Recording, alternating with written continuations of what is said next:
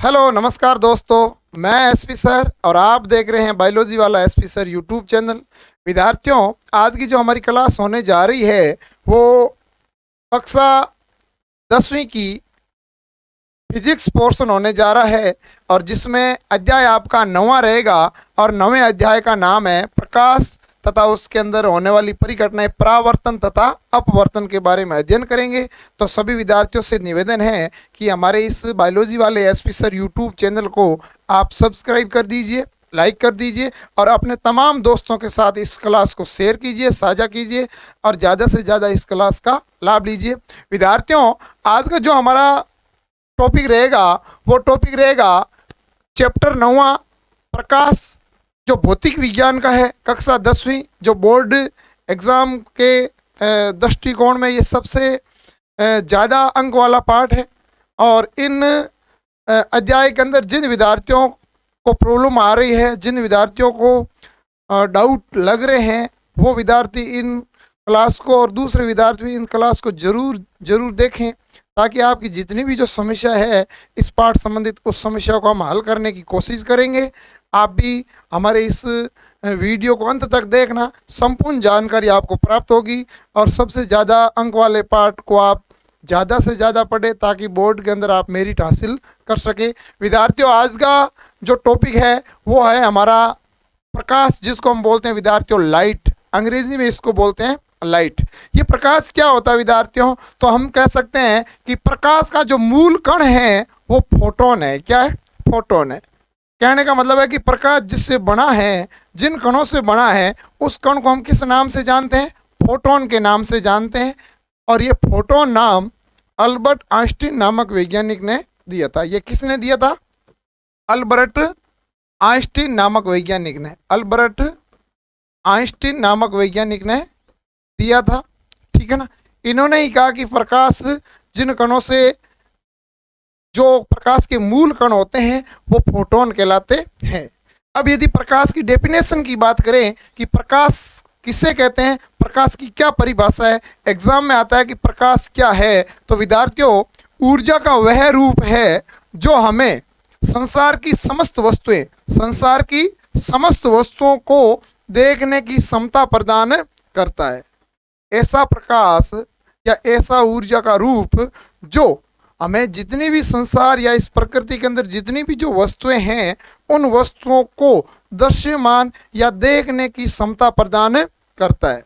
यदि विद्यार्थियों सूर्य का प्रकाश या अन्य किसी प्रकाश स्रोत ना हो तो हम किसी भी वस्तु को देख नहीं सकते हैं। विद्यार्थियों, यदि प्रकाश का प्राकृतिक स्रोत की बात करें तो सूर्य होता है। ब्रह्मांड, संपूर्ण ब्रह्मांड को जो एक प्रकाश देने का कार्य करता है वो किसका कार्य होता है विद्यार्थियों? सूर्य होता है। सूर्य एक ऐसा है जो संपूर्ण ब्रह्मांड को एक प्रकाश या ऊर्जा दे सकता है। तो कहने का मतलब है क्वेश्चन 1 नंबर का बनता है कि बताइए प्रकाश का प्राकृतिक स्रोत कौन सा है? तो प्रकाश का प्राकृतिक स्रोत सूर्य है, सबसे बड़ा स्रोत है जो संपूर्ण ब्रह्मांड को प्रकाश प्रदान करता है। चाहे ग्रह हो, चाहे उपग्रह हो, चाहे आकाश गंगाएं या उल्का पिंड या अन्य छोटे मोटे तारे सितारे, उन सभी को प्रकाश देने का कार्य कौन करता है? सूर्य करता है। विद्यार्थियों, प्रकाश के अन्य स्रोत भी है। ऐसा नहीं है कि प्रकाश केवल सूर्य से ही मिलता है, लेकिन छोटे मोटे हमारे घरों के अंदर या अन्य किसी विद्यालय, मस्जिद, मंदिर या अन्य किसी क्षेत्रों के अंदर जो प्रकाश मिलता है वो अन्य स्रोत से मिलता है, जैसे बैटरी, बल्ब, एलईडी, चिमनी या हम कह सकते हैं मोमबत्ती। ठीक है ना? बहुत सारे ऐसे स्रोत हैं जिनके द्वारा हम प्रकाश को प्राप्त कर सकते हैं। तो कहने का मतलब है कि प्राकृतिक मुख्य स्रोत तो आपका है सूर्य, लेकिन अन्य स्रोत भी बहुत सारे हैं जिनसे हम प्रकाश को प्राप्त करते हैं। अब हम बात करते हैं आगे कि विद्यार्थियों प्रकाश की प्रकृति क्या होती है। प्रकाश की प्रकृति कहने का मतलब है कि जब सूर्य का प्रकाश होता है, जैसे मान लेते हैं कि ये सूर्य का प्रकाश है, अब ये सूर्य का प्रकाश हमारे तक कैसे पहुंचता है, इसका नेचर कैसा होता है। जैसे हम कहते हैं कि कोई भी वस्तु होती है जिसका एक फिक्स नेचर होता है, जैसे हमारा रहना सहना, हम किसी आवास में रहते हैं, पहनने के लिए वस्त्र होते हैं, हमारे पोषण के लिए हम भोजन करते हैं, तो उसी प्रकार जो प्रकाश होता है वो किस टाइप का होता है, तो हम कह सकते हैं कि एक वैज्ञानिक था जिसका नाम है डी ब्रोगली। जिसका नाम क्या है? De Broglie. और डी ब्रोगली ने एक दैत्य सिद्धांत दिया। दैत्य सिद्धांत में उसने कहा कि जो प्रकाश है वो प्रकाश कण और तरंग दोनों ही तरह व्यवहार करता है या दोनों की तरह व्यवहार करता है। इस कहने का मतलब है कि जो प्रकाश है वो कण के रूप में भी हमारे तक पहुंचता है या तरंग के रूप में भी वो हमारे तक पहुंचने का कार्य करता है। कहने का मतलब है कि कभी प्रकाश कण के रूप में, किसके रूप में? कण के रूप में। और कभी प्रकाश किसके रूप में? कभी प्रकाश तरंग के रूप में। किसके रूप में? तरंग के रूप में। दोनों तरह ये व्यवहार करता है। दोनों तरह क्या करता है? व्यवहार करता है।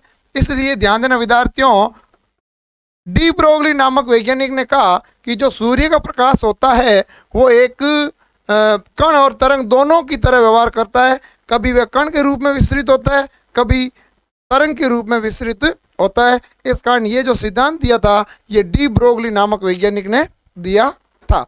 अब ध्यान देना विद्यार्थियों, यदि कह दिया जाए कि प्रकाश विद्युत चुंबकीय तरंग है, कहने का मतलब है कि ये जो प्रकाश होता है ये विद्युत चुंबकीय तरंग के रूप में होता है।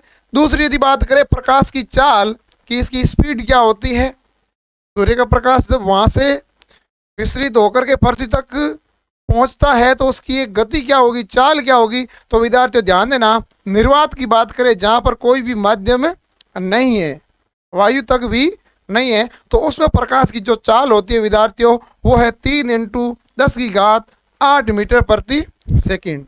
या इसको हम कन्वर्ट किलोमीटर में करते हैं तो 3×10⁵ किलोमीटर प्रति सेकंड। कहने का मतलब है विद्यार्थियों कि एक सेकंड के अंदर ये 3 लाख किलोमीटर पार कर देता है।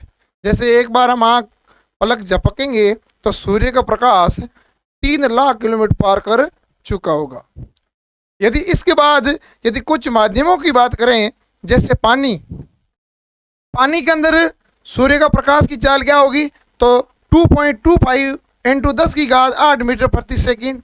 या फिर हम यदि ठोस की बात करें कांच के अंदर, तो कांच के अंदर 2.010⁸ मीटर प्रति सेकंड।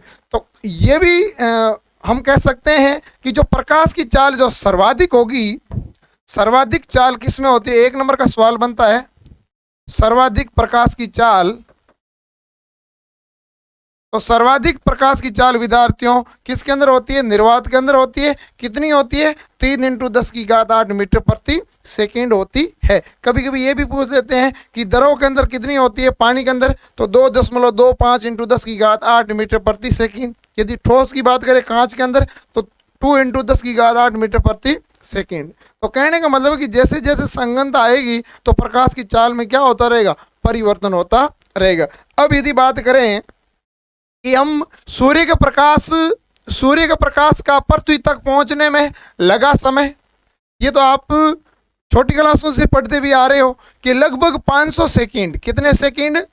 500 सेकंड लगते हैं। 500 सेकंड का मतलब है कि लगभग 8 मिनट और 22 सेकंड, सॉरी, ठीक है ना, 8 मिनट और 22 सेकंड है वो सूर्य पहुंचने में समय लगता है। यदि इस मिनट को सेकंड में कन्वर्ट करेंगे तो लगभग 500 या 502 सेकंड के अंदर ये सूर्य का प्रकाश हमारे पृथ्वी तक पहुंचने में समय लेता है।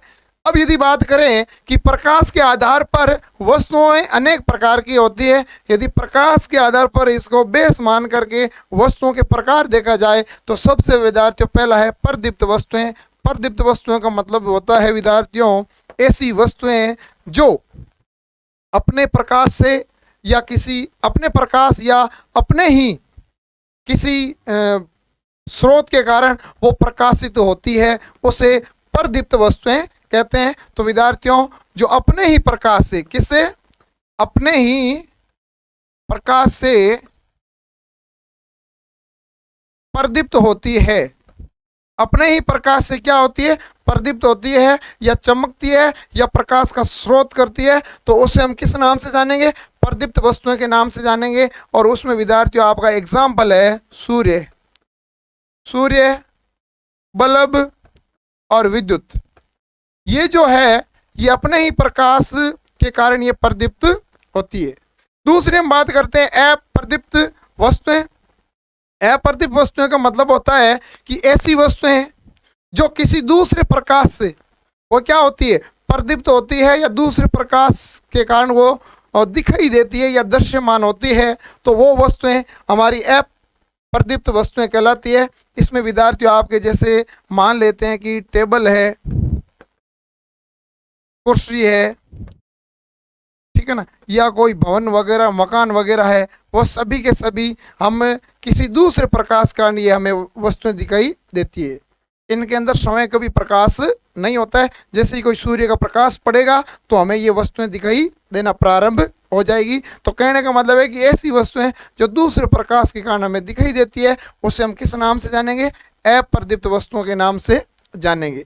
अब विद्यार्थियों ध्यान देना, पारदर्शक वस्तुएं, पारदर्शक वस्तुओं का मतलब होता है ट्रांसमिटेड। ट्रांसमिटेड का मतलब होता है कि ऐसी वस्तुएं जिसमें से सूर्य का प्रकाश या अन्य प्रकाश आर पार हो जाता है। सूर्य का प्रकाश या अन्य प्रकाश क्या हो जाता है, प्रकाश आर पार हो जाता है, प्रकाश आर पार हो जाता है, जिससे वस्तु कैसी दिखाई देती है, पारदर्शी दिखाई देती है। कैसी दिखाई देती है, पारदर्शी दिखाई देती है। तो उसे हम किस नाम से जानेंगे, पारदर्शक वस्तुएं। और इसमें यदि एग्जाम्पल की बात करें विद्यार्थियों तो आपके कांच है, मुख्यतः कौन सा है, कांच है, वायु है, या अन्य ऐसे कुछ जल जो एकदम पारदर्शक के रूप में भूमिका निभाते हैं। तो विद्यार्थियों अगली बात करते हैं अपारदर्शक वस्तुएं। अपारदर्शक वस्तुएं का मतलब होता है कि ऐसी वस्तुएं जो किसी दूसरे प्रकाश के कारण या किसी कोई दूसरा प्रकाश पड़ता है जिनके कारण वो प्रकाश से दिखाई तो देती है लेकिन उस प्रकाश को आर पार नहीं होने देती है, संपूर्ण प्रकाश को क्या कर लेती है, अवशोषित कर लेती है। तो उसे हम किस नाम से जानेंगे, अपारदर्शक के नाम से जानेंगे। जैसे कोई भी जैसे हम भी मानो तो हमारा सूर्य का प्रकाश है, वो यदि प्रवेश करेगा तो आगे नहीं निकलेगा, आर पार नहीं होगा, वो यहीं पर अवशोषित या वापस परावर्तित हो जाता है। तो ऐसी वस्तुएं जो एक साया का निर्माण करती है, किसका निर्माण करती है, साया का निर्माण। जैसे आगे से कोई प्रकाश पड़ रहा है तो पीछे हमारी, या नीचे ऊपर से प्रकाश पड़ रहा है तो नीचे साया बनेगी, एक साया का निर्माण करते हैं। ऐसी वस्तुएं जैसे आपके अप्रदीप्त वस्तुएं पढ़ी भी थी आपने कि जैसे कुर्सी, टेबल, या फिर अन्य जैसे पुस्तक है, अन्य पुस्तक, ठीक है ना, पुस्तक, या फिर कोई दरवाजा, जैसे लकड़ी का दरवाजा, ठीक है ना, लकड़ी का दरवाजा, या फिर कुछ ऐसे यातायात साधन जिनके द्वारा जो प्रकाश पड़ता है तो वो प्रकाश को आर पार नहीं होने देती है, जो अपारदर्शी वस्तुएं होती है। अब यदि आगे बात करें तो अर्धपारदर्शक वस्तुएं, ऐसी वस्तुएं जो सूर्य के प्रकाश को कुछ क्या करती है, आर पार करती है, कुछ प्रकाश को क्या करती है, अवशोषित कर लेती है, उसे हम अर्धपारदर्शक वस्तुएं कहते हैं। और उसमें यदि बात करें तो एग्जाम्पल देखा जाए तो आपने देखा होगा कि पारभासी एक आपने परिभाषा पढ़ी होगी, ऐसी वस्तुएं जो आर पार तो नहीं दिखाई देती है लेकिन स्पष्ट भी नहीं दिखाई देती है, लेकिन दिखाई जरूर देती है। जैसे हम कह सकते हैं बर्फ, बर्फ की सिल्ली, बर्फ की सिल्ली, जिसके द्वारा हमें आर पार तो नहीं दिखाई दे रहा है लेकिन फिर भी हमें थोड़ा फीलिंग हो रहा है कि हाँ उसके अंदर कुछ वस्तुएं आर पार हमें दिखाई दे देती है लेकिन स्पष्ट नहीं दिखाई देती है। या फिर हम कह सकते हैं कोई भी कागज होता है, कागज का तेल, कागज को तेल लगाकर देखना, तेल लगाकर कागज पर, किस पर, कागज पर तेल लगा के देखना। तो कागज पर तेल लगा के देखेंगे तो हम एक कागज रखते हैं, सामने वस्तु देखें तो वस्तु स्पष्ट नहीं दिखाई देगी लेकिन फिर भी हमें यह महसूस हो जाएगा आगे कोई वस्तु है। तो ऐसी वस्तु को हम किस नाम से जानेंगे, अर्धपारदर्शक वस्तुओं के नाम से जानेंगे। ऐसी वस्तुएं जो स्पष्ट कभी भी दिखाई नहीं देती लेकिन दिखाई जरूर देती है, जिसमें प्रकाश का परावर्तन, जिसमें प्रकाश आर पार, कुछ आर पार हो जाता है और कुछ अवशोषित हो जाता है। फिर हम बात करते हैं विद्यार्थियों साया की। साया में आपने अपारदर्शक वस्तु पढ़ा, अपारदर्शक वस्तुएं, ठीक है ना। अपारदर्शक वस्तुओं का मतलब होता है विद्यार्थियों ऐसी वस्तुएं, ठीक है ना, ऐसी वस्तु जैसे ये कोई एक वस्तु है, ठीक है ना, अपारदर्शक है, जिसमें से सूर्य का प्रकाश आर पार नहीं हो रहा है। यहां पर सूर्य का प्रकाश है, ठीक है ना। अब जब यहां पर सूर्य का प्रकाश है और वो सूर्य का प्रकाश इस वस्तु पर पड़ रहा है, तो विद्यार्थियों या तो ये प्रकाश वापस क्या हो जाएगा, परावर्तन हो जाएगा, या फिर प्रकाश क्या हो जाएगा, अवशोषित हो जाएगा। तो एक तरफ सूर्य का प्रकाश पड़ रहा है लेकिन वो सूर्य का प्रकाश आर पार नहीं हो रहा है, तो वो उस सूर्य का प्रकाश उस वस्तु की क्या बना देगा, वो साया बना देगा। क्या बना देगा, साया बना देगा, जो एक ब्लैक कलर की या काले कलर की होती है, जिन्हें हम साया के नाम से जानते हैं। तो कहने का मतलब है किसी वस्तु के सामने से प्रकाश पड़ता है तो उनके पीछे की ओर एक ब्लैक काले रंग की एक चित्र बनता है उसका, जैसा का जैसा, उसे साया के नाम से जानते हैं। अब ध्यान देना विद्यार्थियों, प्रकाश का संचरण, प्रकाश के संचरण की बात करें विद्यार्थियों, तो हम कह सकते हैं कि प्रकाश का जो संचरण होता है वो प्रकाश का संचरण एक सीधी सरल रेखा के द्वारा होता है। कोई भी प्रकाश यदि देखोगे आप विद्यार्थियों, जैसे सूर्य का प्रकाश है तो कभी भी हमारे मकानों में प्रवेश नहीं होता है। जैसे ऊपर छत है तो वो घूम के नहीं आ रहा है, क्यों, क्योंकि प्रकाश की किरण है, प्रकाश की किरण, ठीक है ना, प्रकाश की किरण एक सरल रेखा पर गति करती है, ठीक है ना। या फिर हम कह सकते हैं कि ये एक सरल रेखीय, कैसी, सरल रेखीय होती है जो हमेशा क्या चलती है, सीधी चलती है। क्या चलती है, सीधी। अब ध्यान देना विद्यार्थियों, कभी भी प्रकाश, हाँ हो सकता है कुछ ऐसे कण होते हैं जिसमें तरंगों का क्या होता है, मुड़ जाते हैं, जैसे सूक्ष्म कण होता है। जैसे यहाँ पर, यहाँ सूर्य का प्रकाश है तो यहाँ प्रकाश इस कण के द्वारा मुड़ करके भी आगे जा सकती है। क्यों, क्योंकि ये बहुत सूक्ष्म कण है, यहाँ से प्रकाश की मात्रा क्या होती है, अधिक होती है, वो किनारों से मुड़ करके भी जा सकती है। लेकिन विद्यार्थियों अधिकांश प्रकाश की किरणें होती है वो एक सीधी सरल रेखा में गति करती है, सीधी से सरल रेखा में गमन करती है। जैसे एग्जाम्पल की बात करें तो एक यहाँ पर हम नलिका लेते हैं, क्या लेते हैं विद्यार्थियों, नलिका लेते हैं, और इस नलिका में जब प्रकाश कोई टॉर्च से प्रकाश गुजारेंगे तो ये प्रकाश सामने आर पार हो जाएगा। लेकिन विद्यार्थियों यदि इसी जगह एक हम यदि कोई ऐसी कोई कुंडलाकार नलिका ले, कैसी नलिका ले, इस कुंडलाकार नलिका ले, और यहाँ पर सूर्य कोई भी प्रकाश को हम प्रवेश करवाएंगे तो यहाँ पर कभी भी प्रकाश नहीं निकलेगा। क्यों, क्योंकि प्रकाश यहाँ जाकर के रुक जाएगा, हाँ रिफ्लेक्शन होगा तो यहाँ जाएगा लेकिन उसके बाद यहाँ तक नहीं पहुँचेगा। इसका कारण है कि प्रकाश कभी भी अपने संचरण के अंदर वो टेढ़ी मेढ़ी रेखा में नहीं करता है, वो सदैव एक सीधी रेखा में या सरल पथ पर गति करता है। तो विद्यार्थियों ध्यान रखना कि जो प्रकाश का संचरण होता है वो हमेशा एक सीधी सरल रेखा पर होता है। अब ध्यान देना विद्यार्थियों, आगे हम बात करते हैं कि प्रकाश से संबंधित अनेक सामान्य तथा अद्भुत परिघटनाएं।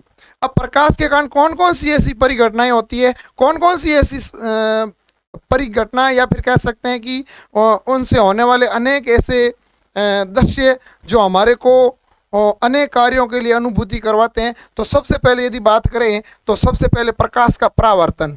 प्रकाश की किरण के कारण क्या होता है, प्रकाश परावर्तन होता है। क्या होता है विद्यार्थियों, परावर्तन, जिसमें प्रकाश की किरणों का किसी परावर्तक पृष्ठ से टकरा करके पुनः उसी पथ पर लौट जाना, उसे प्रकाश का परावर्तन कहेंगे। दूसरी यदि परिघटना की बात करें तो प्रकाश का अपवर्तन। प्रकाश का क्या होता है, अपवर्तन, जिसको हम बोल सकते हैं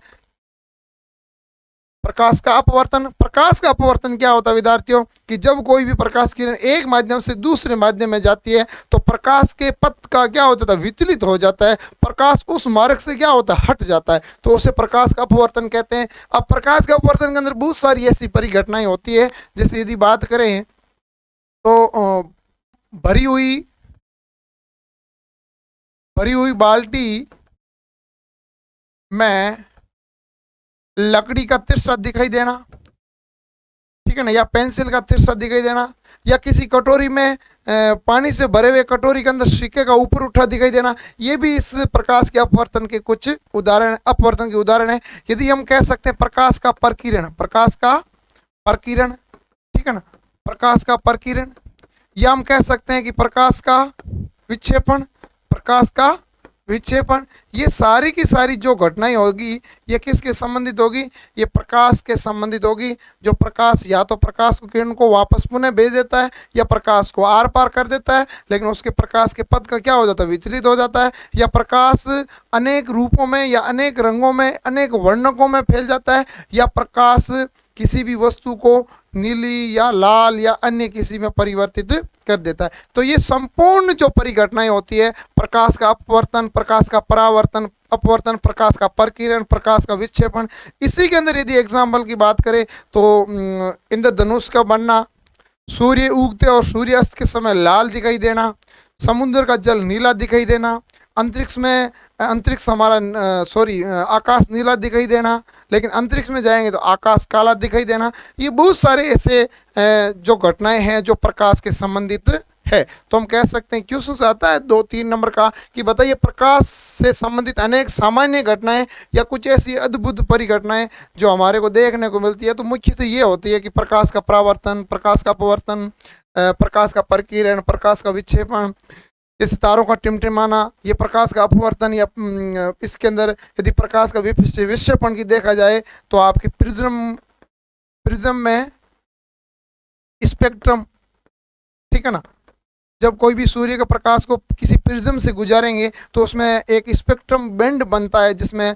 7 वर्णों का निर्माण होता है, तो हम उसको प्रकाश का विक्षेपण के नाम से भी जानते हैं, ठीक है ना। आकाश का नीला दिखाई देना, तो ये एक प्रकीर्ण का उदाहरण है, ठीक है ना। समुद्र का नीला दिखाई देना, या फिर उगते सूर्य और सूर्यास्त के समय लाल दिखाई देना, ये सारे के सारे जो परिघटनाएं होती है ये प्रकाश संबंधित होती है। अब इधर आगे ध्यान देना कि प्रकाश के अंदर जो पहली परिघटना होती है वो होती है रिफ्लेक्शन। प्रकाश का परावर्तन किसे कहते हैं? सबसे पहले यदि प्रकाश के परावर्तन की हम डेफिनेशन की बात करें विद्यार्थियों की परिभाषा क्या होती है प्रकाश का परावर्तन, तो हम कह सकते हैं कि जब कोई प्रकाश की किरण, जब कोई प्रकाश किरण किसी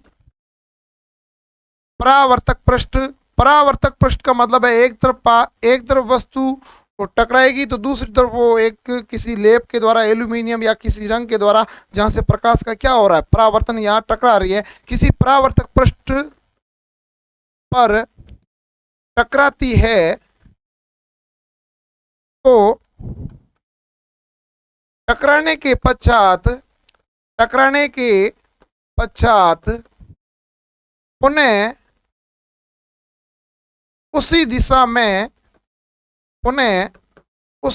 में परावर्तित हो जाती है या लौट जाती है, परावर्तित हो जाती है, उसे किस नाम से जानेंगे? उसे परावर्तन के नाम से जानेंगे। उसे किस नाम से जानेंगे? परावर्तन के नाम से जानेंगे। कि जब कोई प्रकाश की किरण किसी परावर्तक पृष्ठ पर टकराती है तो टकराने के पश्चात पुनः उसी दिशा में लौट जाती है या परावर्तित हो जाती है, उसे किस नाम से जानते हैं? परावर्तन के नाम से जानते हैं। और विद्यार्थी ध्यान देना कि ये प्रक्रिया प्रकाश का परावर्तन कहलाती है। ये प्रक्रिया या ये परिघटना क्या कहलाती है? प्रकाश का परावर्तन कहलाती है। याद रखना विद्यार्थियों, ठीक है ना। अब विद्यार्थियों ध्यान देना कि प्रकाश का परावर्तन मुख्य से कितने प्रकार का होता है?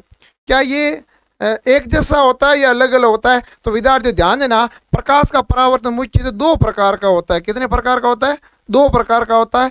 एक विद्यार्थियों होता है नियमित परावर्तन, एक होता है नियमित रेगुलर रिफ्लेक्शन, नियमित परावर्तन, और दूसरा यदि परावर्तन की बात करें तो दूसरा विद्यार्थियों आपका है अनियमित परावर्तन। कैसा परावर्तन? अनियमित परावर्तन। अब इसके हम डायग्राम भी बनाएंगे कैसे परावर्तन होते हैं। तो विद्यार्थियों ध्यान देना, नियमित परावर्तन के अंदर यदि बात करें कि जब कोई सूर्य का प्रकाश समांतर पुंज में किसी परावर्तन परावर्तक पृष्ठ से टकराते हैं तो टकराने के पश्चात वापस उसी दिशा में समांतर रूप में लौट जाता है, तो उसे नियमित परावर्तन कहते हैं। और नियमित परावर्तन हमेशा किसी समतल पृष्ठ पर या किसी चिकनी पृष्ठ पर या अन्य ऐसी जो जहाँ पर खुरदरी नहीं होनी चाहिए, जहाँ पर एकदम चिकना होना चाहिए, चमकदार होना चाहिए और समतल होनी चाहिए, उसका परावर्तक पृष्ठ कैसा होना चाहिए, समतल होना चाहिए। उसमें हमेशा कौन सा परावर्तन होता है, हमेशा नियमित परावर्तन होता है। नियमित परावर्तन हमेशा किस दर्पण में होता है, समतल दर्पण में। समतल दर्पण में भी होता है, गोलीय दर्पण में भी होता है। किस में होता है, गोलीय दर्पण में भी होता है। लेकिन गोलीय दर्पण भी कैसा होना चाहिए, चिकना होना चाहिए। कैसा होना चाहिए, चिकना होना चाहिए। अब यदि बात करें अनियमित परावर्तन की, अनियमित परावर्तन की बात करें तो विद्यार्थियों ऐसा परावर्तन जब आपतित किरणें होती है वो तो समांतर पुंज में, लेकिन परावर्तक पृष्ठ के बाद जब किरणें टकरा करके पुनः लौटेगी तो वह विभिन्न दिशाओं में फैल जाती है, तो उसे हम किस नाम से जानेंगे, अनियमित परावर्तन। और अनियमित परावर्तन में हम कह सकते हैं खुरदरे पृष्ठ। कौन से पृष्ठ, खुरदरे पृष्ठ, या हम इसको कह सकते हैं असमतल दर्पण। असमतल दर्पण भी होता है, या असमतल पृष्ठ, या धूल के कण वगैरह होते हैं, या जल की लहरें होती है, तो वहां पर जल की लहरों पर जो परावर्तन होता है वो अनियमित परावर्तन होता है। अब यदि विद्यार्थियों इस परावर्तन के थोड़ा बहुत हम डायग्राम की बात करें तो ये डायग्राम कैसा होता है विद्यार्थियों, तो ध्यान देना। परावर्तन की यदि बात करें तो विद्यार्थियों एक हम कोई भी पृष्ठ लेते हैं, क्या लेते हैं, पृष्ठ लेते हैं, और इस पृष्ठ के अंदर हम परावर्तक पृष्ठ मतलब एक लेप कर देते हैं, और ये लेप या तो रंग किसी के द्वारा या फिर किसी एल्यूमिनियम या किसी की परत चढ़ा देते हैं। और यहाँ पर क्या करते हैं, कोई भी सूर्य का प्रकाश को क्या करते हैं, आपतित करते हैं। क्या करते हैं, जब कोई भी सूर्य के प्रकाश किरण को आपतित करते हैं, आपतित करने के बाद ये वापस पुनः उसी दिशा में वापस लौट जाती है, और ऐसी किरण को हम किस नाम से जानेंगे विद्यार्थियों, परावर्तित किरण के नाम से जानेंगे। और विद्यार्थियों इसके मध्य जो बनेगा वो एक आपका लंब बनेगा जिसको अभिलंब के नाम से जानते हैं। किस नाम से जानते हैं, अभिलंब के नाम से जानते हैं। यदि इसका डायग्राम नामकरण करें तो इसका नाम है परावर्तक पृष्ठ। परावर्तक पृष्ठ, जहां से प्रकाश की किरण क्या होती है, टकराती है। आने वाली किरण विद्यार्थी होती है वो आपकी होती है आपतित किरण। कौन सी किरण होती है, आपतित किरण, ठीक है ना, याद रखना विद्यार्थियों। आने वाली किरण जो सूर्य से आती है किरण, वो कौन सी किरण है, आपतित किरण। जब ये इसी पृष्ठ टकरा करके वापस जाती है तो विद्यार्थी इसको परावर्तित किरण बोलते हैं। इसे किस नाम से जानते हैं, परावर्तित किरण के नाम से जानते हैं, ठीक है ना। अब विद्यार्थियों इसके मध्य जो बन रहा है, ये एक दोनों के बराबर भागों को बांट रहा है, तो उसको हम किस नाम से जानेंगे, अभिलंब के नाम से जानेंगे। उसको किस नाम से जानेंगे, अभिलंब के नाम से जानेंगे। और ऐसी परिघटना को हम किस नाम से जानते हैं, प्रकाश का परावर्तन, जिसको हम बोल सकते हैं reflection of light, reflection of light, ठीक है ना, प्रकाश का परावर्तन। लेकिन विद्यार्थियों आपने दो परावर्तन पढ़े, कौन कौन से पढ़े, आपने एक तो पढ़ा, आपने दो परावर्तक पढ़े, एक कौन सा पढ़ा आपने, ठीक है ना। अब ध्यान देना विद्यार्थियों, एक तो आपने पढ़ा नियमित परावर्तन। कौन सा पढ़ा, नियमित परावर्तन, ठीक है ना। नियमित परावर्तन क्या था, नियमित परावर्तन तो यही था कि जब किसी समतल पृष्ठ पर सूर्य की प्रकाश की किरणें होती है वो समांतर रूप में आती है। किस में आती है विद्यार्थियों, समांतर पुंज में आती है, और उस परावर्तक पृष्ठ से टकरा करके वापस एक समांतर पुंज के रूप में वापस लौट जाती है। तो ऐसे परावर्तन को किस नाम से जानेंगे विद्यार्थियों, ऐसे परावर्तन को हम नियमित परावर्तन के नाम से जानेंगे। जहां समांतर पुंज में आती है, परावर्तन के पश्चात वापस उसी समांतर पुंज में उसी दिशा में लौट जाती है। तो ऐसे परावर्तन को किस नाम से जानेंगे, रेगुलर, किस नाम से, रेगुलर रिफ्लेक्शन के नाम से जानेंगे। यदि दूसरी बात करें अनियमित परावर्तन, किसकी बात करें, अनियमित परावर्तन की। अब विद्यार्थियों ध्यान देना, अनियमित परावर्तन क्या होता है। अब अनियमित परावर्तन का मतलब है कि जब कोई प्रकाश की किरण, जैसे किसी परावर्तक पृष्ठ, ये परावर्तक पृष्ठ है, और इस परावर्तक पृष्ठ पर क्या करेगी, वो समांतर रूप से क्या होगी, आपतित होगी। क्या होगी, आपतित होगी, ठीक है ना। लेकिन ये पृष्ठ कैसा है विद्यार्थी, खुरदरा है। कैसा है, खुरदरा है। जब किसी प्रकाश की किरण समांतर पुंज में किसी परावर्तक पृष्ठ पर टकराती है, और टकराने के बाद उसकी दिशा क्या होती है, विभिन्न दिशाओं में ये लौट जाती है। और ऐसी परावर्तन परिघटना को किस नाम से जानेंगे विद्यार्थियों, अनियमित परावर्तन के नाम से जानेंगे। तो याद रखना विद्यार्थियों कि परावर्तन रिफ्लेक्शन की यदि बात करें तो रिफ्लेक्शन का मतलब ही होता है कि जब कोई प्रकाश की किरण किसी पृष्ठ पर टकराती है, टकराने के बाद वापस उसी दिशा में लौट जाती है, तो उसे हम प्रकाश का परावर्तन कहते हैं। लेकिन प्रकाश का परावर्तन दो रूप में होते हैं, एक होता है रेगुलर रिफ्लेक्शन, एक होता है इनरेगुलर रिफ्लेक्शन। रेगुलर रिफ्लेक्शन के अंदर विद्यार्थियों ध्यान देना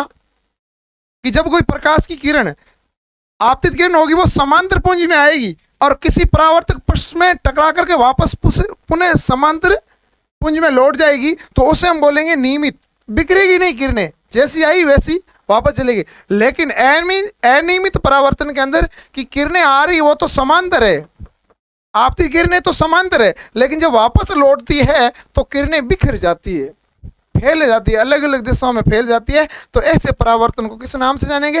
अनियमित परावर्तन। लेकिन विद्यार्थी इसमें क्वेश्चंस कैसे बनेगा कि नियमित परावर्तन किस परावर्तक पृष्ठ के अंदर होता है? तो नियमित परावर्तक पृष्ठ या तो सबसे मुख्य ये लिख देना कि समतल दर्पण या गोलीय दर्पण, लेकिन वो भी चिकने होने चाहिए। कैसे होने चाहिए? चिकने होने चाहिए। दूसरे अनियमित परावर्तन किस में होता है? अनियमित परावर्तन कौन से पृष्ठों पर होता है? तो विद्यार्थियों याद रखना असमतलीय, खुरदरे या जैसे हमारे धूल के कण वगैरह, या ऐसे कहीं पर जैसे खुरदरे कांच होते हैं, या फिर हम कह सकते हैं कि जल की धाराएं होती है, तो उस वहाँ स्थिति में ये आपका जो परावर्तन होता है वो अनियमित परावर्तन होता है। अब ध्यान देना विद्यार्थियों कि प्रकाश के परावर्तन के अंदर कौन कौन से नियम है। यदि बात करें प्रकाश के परावर्तन के नियम कौन कौन से हैं, तो यदि बात करें प्रकाश परावर्तन के नियम, परावर्तन के नियम काफी सवाल आते हैं।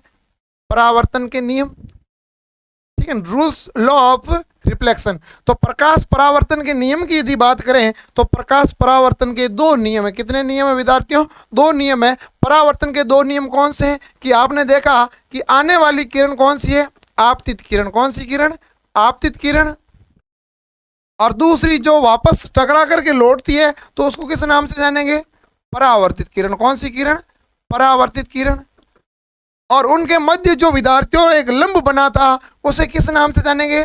अभिलंब के नाम से। तो हम कह सकते हैं परावर्तित किरण, आपतित किरण तथा अभिलंब तीनों ही पृष्ठ का मतलब जहां से प्रकाश की किरणें टकराती है, पृष्ठ के एक ही तल पर स्थित होते हैं। तीनों तल, जैसे यहां पर छोटा सा डायग्राम बनाते हैं, तो यहां पर यदि देखा जाए तो आपके आपतित किरण, परावर्तित किरण और ये जो आपका अभिलंब है, ठीक है ना, ये अभिलंब है, ये तीनों ही इस परावर्तक पृष्ठ की क्या है? एक ही तल में स्थित होते हैं। यदि दूसरे नियम की बात करें तो विद्यार्थियों इसमें ध्यान देना कि यदि हम इसको थोड़ा सा डायग्राम को बड़ा बना करके आपको स्पष्ट समझाए तो इसमें ध्यान देना विद्यार्थियों, ये आपकी आने वाली आपतित किरण, ये जाने वाली परावर्तित किरण, और इसके मध्य जो ये बनने वाला ये अभिलंब। अब ध्यान देना विद्यार्थियों, इस अभिलंब और आपतित किरण के मध्य जो कोण बनेगा वो आपका आपतित कोण। कौन सा बनेगा? आपतित कोण। और इस अभिलंब और परावर्तित किरण के मध्य जो कोण बनेगा वो बनेगा परावर्तित कोण या परावर्तन कोण। तो इस कोण को हम किस नाम से जानेंगे? आपतन कोण के नाम से जानेंगे, ठीक है। और दूसरा ये जो कोण होता है अभिलंब और परावर्तित किरण के मध्य जो कोण बना है विद्यार्थियों, वो आपका रहेगा परावर्तन कोण। कौन सा कोण रहेगा? परावर्तन कोण रहेगा। आपतन कोण और परावर्तन कोण। तो कहने का मतलब है दूसरा नियम क्या है कि आपतन कोण और परावर्तन कोण सदैव बराबर होता है। कोण आई बराबर कोण आर, या हम कह सकते हैं कि आपतन कोण इक्वल परावर्तन कोण, ठीक है ना। विद्यार्थियों याद रखना कि यदि कोई प्रकाश की किरण 45 डिग्री पर वो एंगल से मुड़ रही है तो उसका जो रिफ्लेक्शन बनेगा वो भी 45 डिग्री पर ही बनेगा। तो कहने का मतलब है यदि कोई प्रकाश की किरण 45 पर यदि मोड़ है तो उसका परावर्तन कोण भी कितने पे बनेगा? 45। कहने का मतलब है कि आपतन कोण और परावर्तन कोण सदैव बराबर होते हैं। किस में होते हैं विद्यार्थियों? परावर्तन के अंदर होते हैं। किसके अंदर होते हैं? परावर्तन के अंदर होते हैं। तो ये विद्यार्थियों मुख्यतः 2 नंबर का क्वेश्चन आता है कि बताइए परावर्तन के नियम क्या होते हैं। तो परावर्तन के नियम 2 ही होते हैं, 2 से ज्यादा नहीं होते हैं। कहीं पर भी पढ़ोगे तो पहला कौन सा है? आपतित किरण, परावर्तित किरण तथा अभिलंब। मतलब आपतित किरण, परावर्तित किरण और अभिलंब, ये अभिलंब तीनों ही उस पृष्ठ के क्या होते हैं? एक ही तल में स्थित होते हैं या एक ही केंद्र में स्थित होते हैं। दूसरा कि आपतन कोण और परावर्तन कोण। आपतन कोण मतलब कहने का मतलब है कि आपतित किरण और अभिलंब के बीच का कोण आपतन कोण, अभिलंब और परावर्तित किरण के मध्य कौन सा कोण? परावर्तन कोण। आपतन कोण और परावर्तन कोण दोनों क्या होते हैं? बराबर होते हैं। यदि किसी परावर्तन के अंदर आपतन कोण 50 डिग्री का है तो परावर्तन कोण भी कितने डिग्री का बनेगा? 50 डिग्री का ही बनेगा। अब विद्यार्थियों ध्यान देना कि इस प्रकाश के परावर्तन के गुण के आधार पर कौन कौन से वस्तुएं या कौन कौन से ऐसे उपकरण काम करते हैं। तो विद्यार्थियों ध्यान देना, प्रकाश परावर्तन गुण के आधार पर, परावर्तन गुण के आधार पर कौन कौन से काम करते हैं? एक तो आपका समतल दर्पण। कौन सा काम करता है? जितने भी जो दर्पण होते हैं वो परावर्तन के गुण के आधार पर काम करते हैं। समतल दर्पण, गोलीय दर्पण, समतल दर्पण और गोलीय दर्पण। विद्यार्थियों तो समतल दर्पण क्या होता है, गोलीय दर्पण क्या होता है, ये भी काफी सारे कई बार एग्जाम में पूछते हैं। तो सबसे पहले विद्यार्थियों हम पढ़ेंगे समतल दर्पण के बारे में पढ़ेंगे। समतल दर्पण का मतलब होता है कि जैसे हमारे घरों के हर घर के अंदर एक कांच होता है, दर्पण होता है, वो जिसमें हम चेहरा देखते हैं सुबह सुबह उठते, तो वही आपका समतल दर्पण है, जहाँ पर हम उठते ही अपना चेहरा सबसे पहले देखते हैं कि हम कैसे हैं कैसे नहीं है। तो उस कांच को हम समतल दर्पण के नाम से जानेंगे। यदि इसका एक छोटा सा समतल दर्पण पर बने प्रतिबिंब की स्थिति देखें, किसकी देखें? प्रतिबिंब की स्थिति देखा जाए, क्वेश्चन आता है कई बार कि बताइए समतल दर्पण पर प्रतिबिंब कैसे बनता है। ये प्रतिबिंब क्या होता है विद्यार्थियों? किसी भी वस्तु का दूसरा रूप जो या तो आभास होता है या क्या होता है? वास्तविक होता है। अधिकांश आभास ही होता है। तो समतल दर्पण जैसे यदि बात करें, यहाँ पर एक आपका मान लेते हैं कि दर्पण है कोई भी, ठीक है ना, जैसे कांच रखा हुआ है या कोई आपके अलमारी का किसी अलमारी के अंदर कांच लगा हुआ है और कांच के आगे आप यहाँ जाके ऐसे खड़े होगे तो विद्यार्थियों सबसे पहले आपको उसमें ये दिखेगा कि आपका जो उसके सामने जो बनने वाला प्रतिबिंब है, जैसे यहाँ पर कोई इंसान को खड़ा कर देते हैं, ठीक है ना, यहाँ पर खड़ा कर देते हैं तो सामने भी वो दर्पण के अंदर जो प्रतिबिंब बनेगा वो भी इसी टाइप का ही बनेगा, ठीक है ना। तो कहने का मतलब है सबसे पहले इसका जो प्रतिबिंब बनता है वो एकदम क्या बनता है? सीधा बनता है। क्या बनता है? सीधा बनता है। दूसरा विद्यार्थियों ये रियल में नहीं बनता है। ऐसा नहीं कि कांच के पीछे हम भी खड़े हैं, नहीं, वो एक आभास हो रहा है। क्या हो रहा है? आभास हो रहा है। तो कहने का मतलब है कि जो समतल दर्पण के अंदर बनने वाला प्रतिबिंब है वो सीधा है और आभासी है।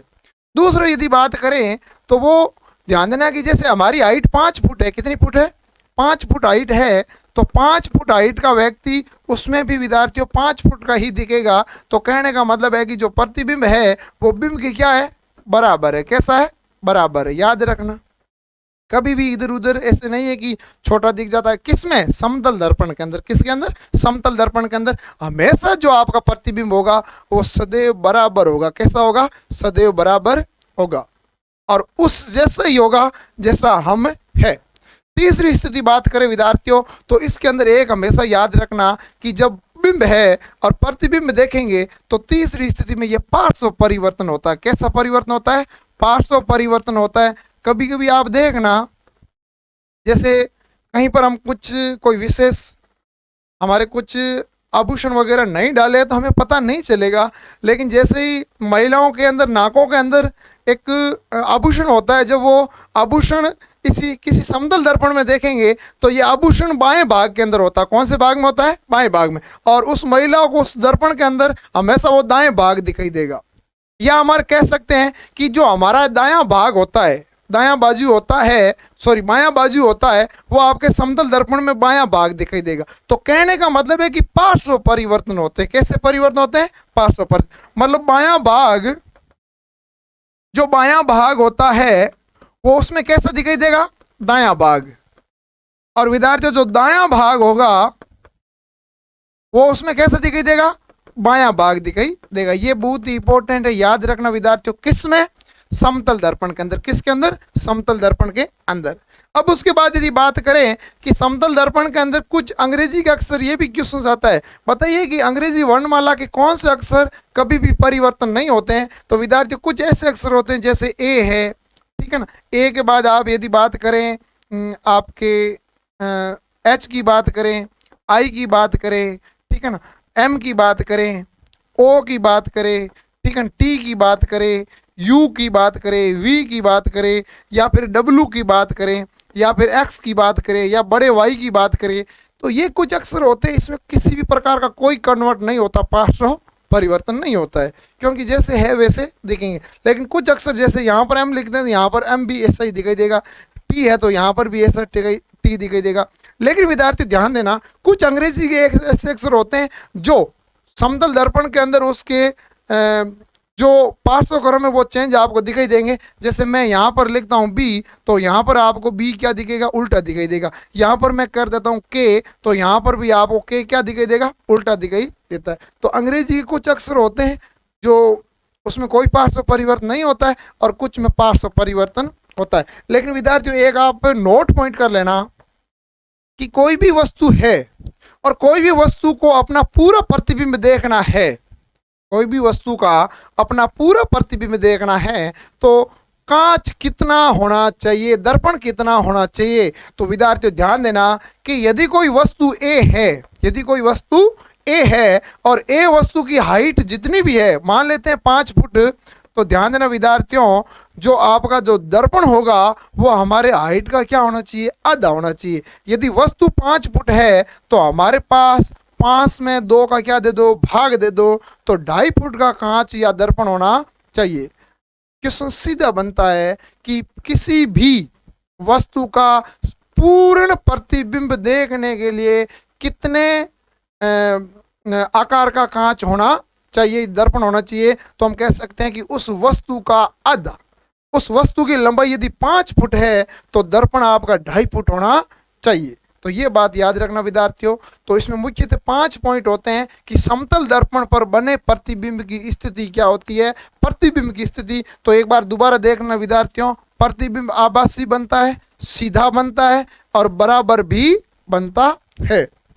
उसके बाद उसमें पार्श्व परिवर्तन होते हैं। पार्श्व परिवर्तन का मतलब होता है कि दायां भाग बायां भाग दिखाई देता है और जो बायां भाग होता है वो दायां भाग दिखाई देता है। और अगली बात यदि बात करें कि अंग्रेजी के कुछ ऐसे अक्षर होते हैं जिनके कुछ अक्षर के अंदर पार्श्व परिवर्तन हो जाते हैं और किसी के अंदर नहीं होते हैं। सवाल सीधा बनता है कि बताइए अंग्रेजी के अक्षरों में से कौन से अक्षर का पार्श्व परिवर्तन समतल दर्पण में होता है। तो आपको ये ध्यान रखना होगा। और उसके बाद एक और नोट पॉइंट कर लेना कि कोई भी वस्तु का यदि पूर्ण प्रतिबिंब देखना है तो उस वस्तु के लंबाई का आधा दर्पण आपके पास होना चाहिए। जैसे एग्जाम्पल है कि कोई व्यक्ति 6 फुट का है और उसका पूरा प्रतिबिंब देखना है तो उसके 3 फुट दर्पण होना बहुत ही जरूरी है। तो ये तो आपका था समतल दर्पण पर बने प्रतिबिंब की स्थिति। फिर विद्यार्थी ध्यान देना, गोलीय दर्पण की बात करें कि ये गोलीय दर्पण क्या होता है, स्फेरिकल मिरर क्या होता है, तो इसके बारे में हम बहुत अच्छी जानकारी प्राप्त करेंगे। देखते हैं आगे। अब ध्यान देना विद्यार्थियों, गोलीय दर्पण की बात करें, स्फेरिकल मिरर मतलब गोलीय दर्पण क्या होता है, नाम से भी गोल, तो कहने का मतलब है कि ऐसा दर्पण या ऐसे दर्पण जिनके परावर्तक पृष्ठ एक या दोनों या तो बाहर की ओर वक्रित होने चाहिए या फिर अंदर की ओर वक्रित होने चाहिए, ऐसे दर्पण को किस नाम से जानेंगे, गोलीय दर्पण के नाम से जानेंगे। यदि इसकी डेफिनेशन की बात करें तो हम कह सकते हैं कि ऐसा दर्पण, सभी विद्यार्थी ध्यान से देखना, ऐसा दर्पण जिसमें परावर्तक पृष्ठ या फिर हम कह सकते हैं जिनका, ठीक है ना, जिनका परावर्तक पृष्ठ बाहर की ओर या अंदर का मतलब है केंद्र की ओर, किसकी ओर, अंदर की ओर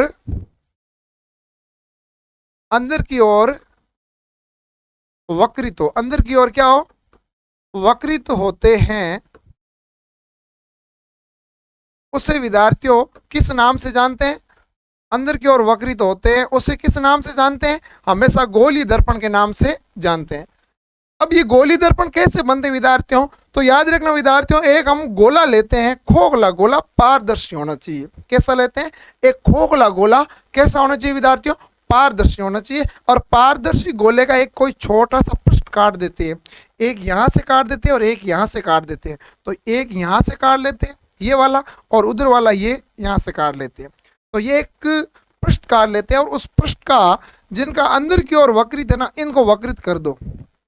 जैसे इसको आप रंग से भर दो, जैसे ये है, इसको आप रंग से भर दो, ठीक है ना, ये आपका हो गया। और इसको बाहर की ओर उभरा हुआ भाग, इसको वक्रित ऐसे कर दो। तो विद्यार्थी ध्यान देना कि उस गोलीय दर्पण से हमें दो दर्पण प्राप्त होंगे। कौन कौन से? तो हम कह सकते हैं गोलीय दर्पण के कितने प्रकार होते हैं विद्यार्थियों? दो प्रकार के होते हैं। एक आपका होता है अवतल दर्पण, एक आपका होता है अवतल दर्पण, और दूसरा विद्यार्थियों आपका होता है उत्तल दर्पण। कौन सा होता है? उत्तल दर्पण। अब विद्यार्थियों इसमें यह आता है कि अवतल दर्पण कौन सा होता है और उत्तल दर्पण कौन सा होता है। तो विद्यार्थियों याद रखना कि जो अवतल दर्पण होता है तो ऐसा गोलीय दर्पण जिनका जो परावर्तक पृष्ठ होता है वो अंदर की ओर वक्रित होता है, केंद्र की ओर। किसकी ओर होता है? केंद्र की ओर वक्रित होता है, जहां से प्रकाश की किरण अंदर की ओर परावर्तित होती है। तो ऐसे दर्पण को किस नाम से जानेंगे? हम अवतल दर्पण के नाम से जानेंगे। तो हम कह सकते हैं कि जिनका परावर्तक पृष्ठ, किसका? परावर्तक पृष्ठ अंदर की ओर वक्रित है। किसकी ओर है? अंदर की ओर वक्रित है, तो उसे हम किस नाम से जानेंगे विद्यार्थियों? अवतल दर्पण के नाम से जानेंगे। तो आपका जो अवतल दर्पण होगा विद्यार्थियों ये होगा जिनका जो परावर्तक पृष्ठ है वो अंदर की ओर वक्रित है। किस ओर वक्रित है? अंदर की ओर, और अंदर की ओर ही प्रकाश की किरणों को टकराएगा। और दूसरी यदि उत्तल दर्पण की बात करें तो उत्तल दर्पण के अंदर देखा जाए तो ऐसा गोलीय दर्पण जिनका जो परावर्तक पृष्ठ है वो बाहर की ओर उभरा हुआ होना चाहिए। कैसा होना चाहिए? बाहर की ओर वक्रित होना चाहिए, और अंदर की ओर इसके अंदर क्या होना चाहिए? लेप होना चाहिए, और प्रकाश की किरणें बाहर की ओर टकराएगी। तो ऐसे पृष्ठ को किस नाम से जानेंगे? ऐसे गोलीय दर्पण किस नाम से जानेंगे? उत्तल दर्पण के नाम से जानते हैं। कहने का मतलब है कि ऐसा दर्पण जिनका परावर्तक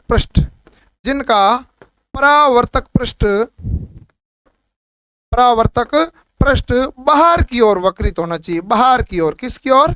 बाहर की ओर वक्रित होना चाहिए। उसे हम किस नाम से जानेंगे विद्यार्थियों? उत्तल दर्पण के नाम से जानेंगे। यदि इसकी सही संरचना बनाए विद्यार्थियों अवतल और उत्तल की, तो हम बात करते हैं जैसे ये आपका, ठीक है ना, ध्यान देना ये जो आपका बना है ये दो ऐसे बने, ठीक है ना।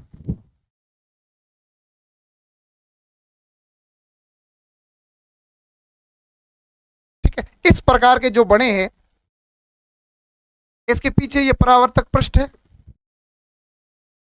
ठीक है, ये जो आपके दर्पण बने हैं ये दो दर्पण बने हैं। एक को हम किस नाम से जानेंगे विद्यार्थियों? अवतल दर्पण के नाम से जानेंगे। इसको हम किस नाम से जानेंगे? अवतल दर्पण के नाम से। और इसको जो जानेंगे वो उत्तल दर्पण के नाम से जानेंगे। ठीक है ना विद्यार्थियों। अब अवतल दर्पण का मतलब होता है कि ऐसा दर्पण जिनका जो प्रकाश की किरणें जब टकराएगी ना वो केंद्र अंदर की ओर टकराएगी। यहां पर ये प्रकाश की किरणें कहां पर टकराएगी? अंदर की ओर टकराएगी।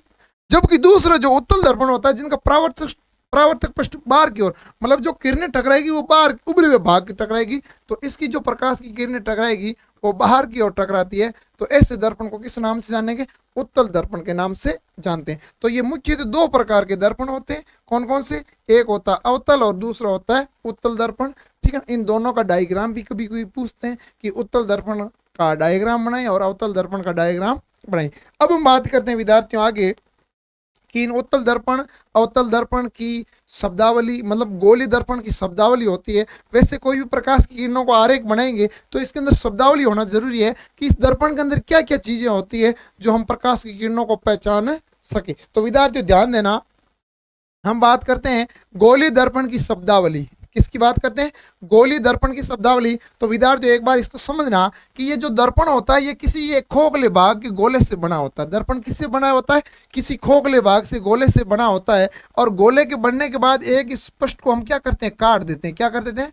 काट देते हैं। तो ये जो आपका पृष्ठ बना है ये एक दर्पण बना है। क्या बना है? दर्पण बना है। ठीक है ना। अब ध्यान देना विद्यार्थियों, यदि हम सबसे पहले यदि बात करें इस दर्पण की, तो दर्पण के अंदर सबसे पहला जो आपकी शब्दावली आती है विद्यार्थियों, वो आती है ध्रुव। क्या आती है? ध्रुव। ठीक है ना विद्यार्थियों। ध्रुव क्या होता है? जिसको इंग्लिश में पोल के नाम से जानते हैं। किस नाम से जानते हैं? पोल के नाम से जानते हैं। यदि हम बात करें कि जब हमने कोई दर्पण लिया, जैसे ये मान लेते हैं दर्पण लिया, तो दर्पण के एक तो गोला होता है, दर्पण खोखले गोले से बना होता है, लेकिन गोले के बाद जब हमने एक पृष्ठ ले लिया और उस पृष्ठ का जो भाग, मुख्य केंद्र भाग होता है ना, यहां पर ये जो भाग है ये आपका ध्रुव कहलाता है। क्या कहलाता है? ध्रुव कहलाता है। तो कहने का मतलब है विद्यार्थियों कि किसी भी गोलीय दर्पण के परावर्तक पृष्ठ का जो मध्य भाग होता है उसे हम ध्रुव के नाम से जानते हैं। किस नाम से जानते हैं? ध्रुव के नाम से जानते हैं। और विद्यार्थी इस ध्रुव को पी से प्रदर्शित करते हैं। किससे करते हैं? पी से प्रदर्शित करते हैं। रही बात दूसरी शब्दावली की, दूसरी यदि बात करें तो वक्रता केंद्र। किस नाम से जानते हैं? वक्रता केंद्र। वक्रता केंद्र किसे कहते हैं विद्यार्थियों? तो वक्रता केंद्र का मतलब है कि ये जो दर्पण बना है ये किसी खोखले गोले से बना है और उस गोले का जो केंद्र होता है, मध्य भाग होता है, इसका मध्य भाग ये होता है, तो इसका मध्य भाग ये होगा, तो इसका भी केंद्र कहाँ होगा? यहाँ पर होगा। ठीक है। जो केंद्रक होता है वही उस दर्पण का वक्रता केंद्र कहलाता है। अब ध्यान देना, वक्रता केंद्र और इस ध्रुव को मिलाने वाली जो रेखा होती है वो तीसरा होता है मुख्य अक्ष। और याद रखना, इस वक्रता केंद्र को किससे दर्शाते हैं? सी से दर्शाते हैं। किससे दर्शाते हैं? सी से दर्शाते हैं। तीसरी बात आती है मुख्य अक्ष। कौन सा आता है? मुख्य अक्ष। मुख्य अक्ष किसे कहते हैं विद्यार्थियों? तो मुख्य अक्ष विद्यार्थियों ध्रुव तथा वक्रता केंद्र को मिलाने वाली एक काल्पनिक सीधी सरल रेखा, जैसे ये रेखा वक्रता केंद्र और ध्रुव को मिलाने वाली एक मध्य रेखा जो काल्पनिक मध्य रेखा होती है, और उस मध्य रेखा को किस नाम से जानेंगे? मुख्य अक्ष के नाम से जानते हैं। किस नाम से जानते हैं? मुख्य अक्ष के नाम से जानते हैं। अब विद्यार्थियों ध्यान देना, उसके बाद आपका आता है वक्रता त्रिज्या। क्या आती है? वक्रता त्रिज्या।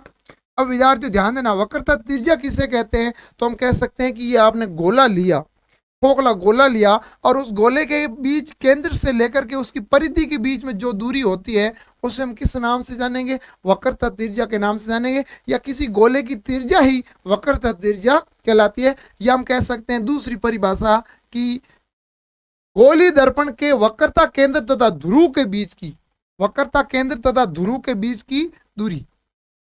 विद्यार्थियों ये जो आपकी ध्रुव और वक्रता केंद्र के जो बीच की दूरी होती है ये आपकी वक्रता त्रिज्या कहलाती है। क्या कहलाती है? वक्रता त्रिज्या कहलाती है। और वक्रता त्रिज्या को किससे प्रदर्शित करते हैं? आर से प्रदर्शित करते हैं। याद रखना विद्यार्थियों। फिर यदि हम बात करें तो द्वारक, द्वारक किसे कहते हैं? तो विद्यार्थियों ध्यान रखना कि किसी भी गोलीय दर्पण का जो परावर्तक पृष्ठ का सीमा रेखा व्यास होता है, कि जैसे यहाँ पर ये जो आपका गोलीय दर्पण है और गोलीय दर्पण का जो सीमा रेखा व्यास यहाँ से यहाँ के बीच में जहाँ से प्रकाश की किरणें टकराती है उसके पूरे भाग को किस नाम से जानेंगे? द्वारक के नाम से जानेंगे। और इसको हमेशा एम और एन से प्रदर्शित करते हैं। ये तो इसकी शब्दावली थी। लेकिन विद्यार्थियों सबसे बड़ा महत्वपूर्ण क्वेश्चन यह है कि इस गोलीय दर्पण का मुख्य फोकस बिंदु कहाँ पे होता है? तो विद्यार्थियों ध्यान देना, मुख्य फोकस बिंदु को हम प्रकाश की किरणों को गुजारना पड़ेगा, क्योंकि किरणों से ही मुख्य फोकस को हम निकाल सकते हैं। तो सबसे पहले हम बात करते हैं कि इनका जो मुख्य फोकस होता है, ठीक है ना। अब ध्यान देना कि गोलीय दर्पण का मुख्य फोकस, गोलीय दर्पण का मुख्य फोकस। अब विद्यार्थियों ध्यान देना, गोलीय दर्पण का मुख्य फोकस यदि दोनों गोलीय दर्पण की बात करें, अवतल और उत्तल की, तो दोनों को बना दीजिए। पहले सबसे पहले दोनों को क्या कर दीजिए? बना दीजिए। ये आपका है अवतल दर्पण और ये विद्यार्थियों है आपका उत्तल दर्पण। कौन सा है? उत्तल दर्पण। अब इसके अंदर वो शब्दावली यूज लीजिए। कौन सी शब्दावली? ये आपकी जो रेखा है ये मुख्य अक्ष की है, इसमें P बिंदु है, ये आपका C बिंदु है, और ये आपका M और ये N, ठीक है ना। और यहाँ पर आपका परावर्तक लेप कर देते हैं, ठीक है ना। और इसी में ही वही स्थिति, ठीक है ना, इसी में ही वही स्थिति यहां से इसको हम वक्रता केंद्र सी, ध्रुव पी, और इधर भी हम इसका जो सी होगा, इसका सी इस ओर होगा, ठीक है ना। अब ध्यान देना, ये आपका एम और ये एन और ये जो आपका है लेप, ठीक है। अब विद्यार्थी ध्यान देना कि इसकी यदि बात करें कि इसके अंदर किस प्रकार हम मुख्य फोकस को दर्शा सकते हैं, कि मुख्य फोकस कहाँ होता है दर्पणों के अंदर। तो सबसे पहले विद्यार्थी ध्यान देना कि जब कोई सूर्य की किरण या प्रकाश किरण या मोमबत्ती की प्रकाश की किरण, जैसे यहाँ पर ये प्रकाश किरण मुख्य अक्ष के समांतर गुजारते हैं, किस अक्ष पर गुजारते हैं, मुख्य अक्ष के समांतर गुजारते हैं, और समांतर गुजारने के बाद जब ये इस दर्पण से क्या होगी, परावर्तित होगी, और परावर्तित होने के बाद ये मुख्य अक्ष के जिस बिंदु या मुख्य अक्ष के जिस बिंदु से गुजरेगी उस बिंदु को मुख्य फोकस कहते हैं। तो कहने का मतलब है कि आने वाली सूर्य की किरण ये मुख्य अक्ष की क्या आ रही है, समांतर आ रही है, क्या आ रही है, समांतर आ रही है। याद रखना विद्यार्थियों, जब समांतर आकर के वापस किसी इस अवतल दर्पण से टकरा रही है, और टकराने के बाद ये मुख्य अक्ष के जिस बिंदु पर ये यहाँ इस बिंदु पर मिलती है, तो इससे हम अवतल दर्पण का क्या कहेंगे, मुख्य फोकस कहते हैं। उसे क्या कहते हैं, अवतल दर्पण का मुख्य फोकस कहते हैं। अब विद्यार्थियों रही बात उत्तल की, तो उत्तल के अंदर यदि देखा जाए तो वही स्थिति है कि जब कोई प्रकाश की किरण मुख्य अक्ष की क्या होती है, समांतर गुजरती है, और समांतर गुजरने के बाद जब उत्तल दर्पण के टकराएगी, टकराने के बाद वापस ये क्या हो जाती है विद्यार्थियों, अपसरित हो जाती है। क्या हो जाती है, अपसरित हो जाती है, फैल जाती है। लेकिन विद्यार्थियों इस किरण को जब वापस क्या करेंगे हम, जब वापस इसको मिलाएंगे, निर्देशित करेंगे, तो दर्पण के पीछे, कहां पर, दर्पण के पीछे एक मुख्य अक्ष के बिंदु पर मिलेगी, और उसे उत्तल दर्पण का क्या कहेंगे, मुख्य फोकस कहते हैं। तो विद्यार्थियों ध्यान देना कि जो उत्तल दर्पण होता है, उत्तल दर्पण के मुख्य फोकस मुख्य अक्ष से समांतर गुजरने वाली आपतित किरण परावर्तन के बाद क्या हो जाती है, अपसरित हो जाती है, और इस अपसरित किरणों को क्या करते हैं, हम निर्देशित करते हैं, मतलब आभास करते हैं, पीछे की ओर मिलाते हैं। तो जिस मुख्य अक्ष के जिस बिंदु पर ये मिलेगा उसे मुख्य फोकस कहते हैं। और मुख्य फोकस को विद्यार्थियों किससे दर्शाते हैं, एफ से प्रदर्शित करते हैं। अब यदि मुख्य फोकस के बाद यदि मुख्य फोकस के बाद यदि हम बात करें फोकस दूरी की, किसकी बात करें, फोकस दूरी की, तो विद्यार्थियों ध्यान देना, फोकस दूरी का मतलब होता है कि जो आपका एफ बिंदु, फोकस बिंदु और ध्रुव के जो बीच की दूरी होती है वही आपकी फोकस दूरी होती है। तो कह सकते हैं कि पी व एफ के मध्य जो दूरी होती है उसे हम किस नाम से जानते हैं, फोकस दूरी कहते हैं। लेकिन विद्यार्थियों एक बहुत ही इंपॉर्टेंट बात, ये विशेष ये बात याद रखना कि जो फोकस दूरी होती है वो हमेशा गोलीय दर्पण के वक्रता केंद्र की क्या होती है, आधी होती है। कहने का मतलब है कि फोकस दूरी होती है वो वक्रता त्रिज्या की क्या होती है, आधी होती है। क्या होती है विद्यार्थियों, आधी होती है। वक्रता त्रिज्या की क्या होती है, आधी होती है। कहने का मतलब है कि वक्रता त्रिज्या 10 सेंटीमीटर है तो फोकस दूरी आपकी कितने सेंटीमीटर होगी, 5 सेंटीमीटर होती है। या फिर इसकी दूसरी डेफिनेशन यह होती है कि किसी भी गोलीय दर्पण की जो वक्रता केंद्र है, वक्रता त्रिज्या है, वो फोकस दूरी की क्या होती है, हमेशा डबल होती है, कि r बराबर 2f होता है। r बराबर क्या होता है, 2f। कहने का मतलब है कि जो वक्रता त्रिज्या होगी वो फोकस दूरी की क्या होती है, दुगनी होती है। या हम कह सकते हैं फोकस दूरी होती है वो वक्रता त्रिज्या की क्या होती है, आधी होती है। इन दोनों बातों का आप क्या रखना विद्यार्थियों, याद रखना।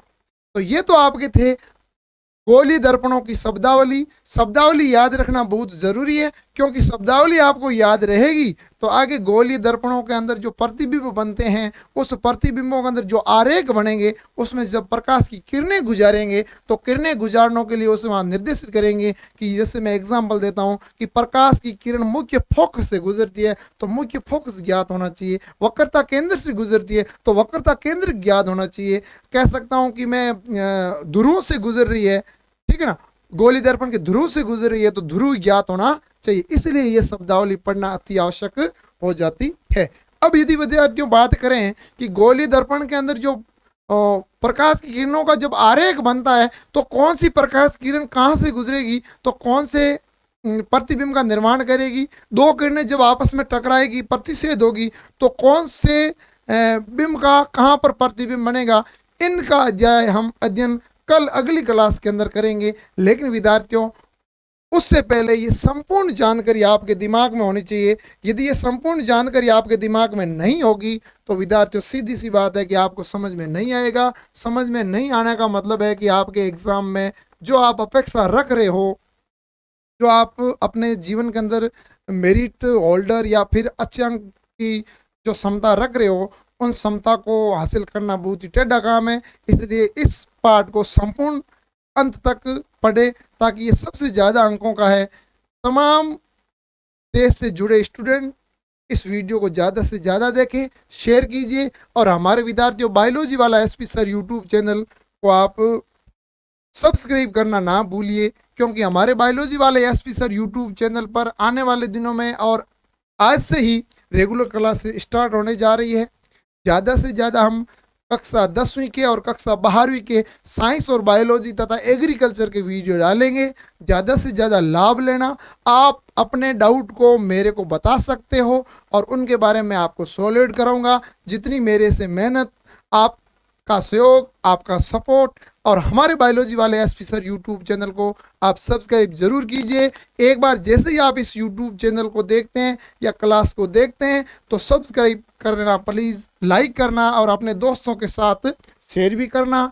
और हमारे से कोई भी यदि आपकी समस्या है तो हमारे से आप सॉल्व करवाना चाहते हो तो बेधड़क आप यूट्यूब इस वीडियो के नीचे कमेंट बॉक्स के अंदर आप कमेंट कर सकते हो कि सर ये क्वेश्चंस हमारे डाउट है, तो उसको हम सॉल्व करवाएंगे। और हमारी हेल्पलाइन भी है, तो आप कॉल करके भी पूछ सकते हो। और भारत के या राजस्थान या अन्य स्टेट से जुड़े तमाम विद्यार्थियों को पुनः एक बार निवेदन करता हूं कि हमारे बायोलॉजी वाले एसपी सर यूट्यूब चैनल को सब्सक्राइब कीजिए, लाइक कीजिए, शेयर कीजिए।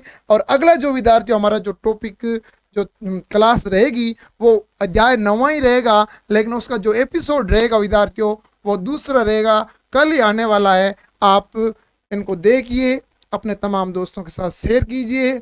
और इसी के साथ पुनः एक बार मैं एसपी सर सभी दोस्तों, सभी विद्यार्थियों का तहे दिल से आभार, अभिनंदन। जय हिंद, जय भारत।